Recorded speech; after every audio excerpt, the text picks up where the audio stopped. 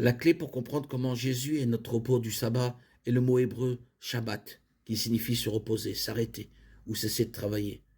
L'origine du sabbat remonte à la création. Après avoir créé les cieux et la terre en 6 jours, Dieu se reposa le septième jour de toute son œuvre qu'il avait faite. Genèse 2:2. Ça ne signifie pas que Dieu était fatigué et avait besoin de se reposer. Nous savons que Dieu est omnipotent, littéralement tout-puissant. Il a toute la puissance de l'univers. Il ne se fatigue jamais et ses dépenses d'énergie les plus ardues ne diminuent en rien sa puissance. Alors que signifie le fait que Dieu se soit reposé le septième jour? Simplement qu'il a arrêté ce qu'il faisait. Il a cessé ses travaux. Ceci est important pour comprendre l'établissement du jour du sabbat et le rôle de Christ en tant que notre repos du sabbat. Dieu a utilisé l'exemple de son repos du septième jour de la création pour établir le principe du repos du jour du sabbat pour son peuple. Dans Exode 28:11 et Deutéronome 5:12-15, Dieu a donné aux Israélites le quatrième de ses 10 commandements. Ils devaient se souvenir du jour du sabbat et le sanctifier. Un jour sur 7, ils devaient se reposer de leur travail et accorder le même jour de repos à leurs serviteurs et à leurs animaux. Il ne s'agissait pas simplement d'un repos physique, mais d'une cessation du travail. Quel que soit le travail qu'ils effectuaient, ils devaient s'arrêter pendant une journée entière chaque semaine.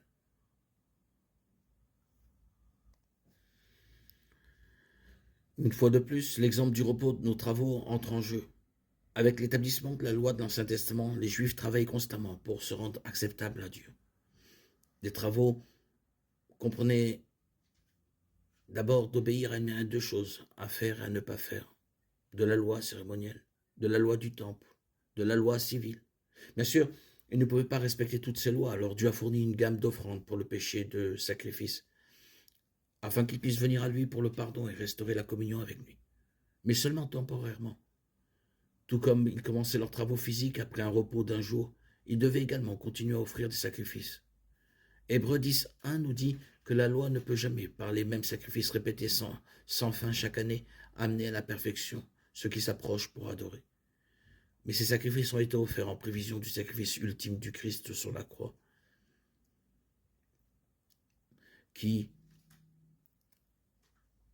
a offert un seul sacrifice pour les péchés, s'est assis pour toujours à la droite de Dieu. Hébreux 10:12. Tout comme il s'est reposé après avoir accompli le sacrifice ultime, il s'est assis et s'est reposé. Il a cessé son travail d'expiation parce qu'il n'y avait plus rien à faire. À cause de ce qu'il a fait, nous n'avons plus besoin de travailler et à observer la loi pour être justifiés aux yeux de Dieu. Jésus a été envoyé pour que nous puissions nous reposer en Dieu et dans ce qu'il a pourvu. Un autre élément du repos du jour du sabbat que Dieu a institué comme préfiguration de notre repos complet en Christ est qu'il l'a béni, sanctifié et rendu saint. Ici encore, nous voyons le symbole de Christ comme notre repos du sabbat. Le Fils saint et parfait de Dieu qui sanctifie et rend saint tous ceux qui croient en lui. Dieu a sanctifié Christ, tout comme il a sanctifié le jour du sabbat, et l'a envoyé dans le monde, Jean 10:36, pour être notre sacrifice pour le péché. En lui, nous trouvons un repos complet des efforts de nos propres efforts, car lui seul est saint et juste. Celui qui n'a pas connu le péché, Dieu l'a fait devenir péché pour nous, afin qu'en lui nous devenions justice de Dieu. 2 Corinthiens 5:21. Le jour du sabbat a été établi pour que le peuple se repose de ses travaux, pour recommencer après une nouvelle semaine.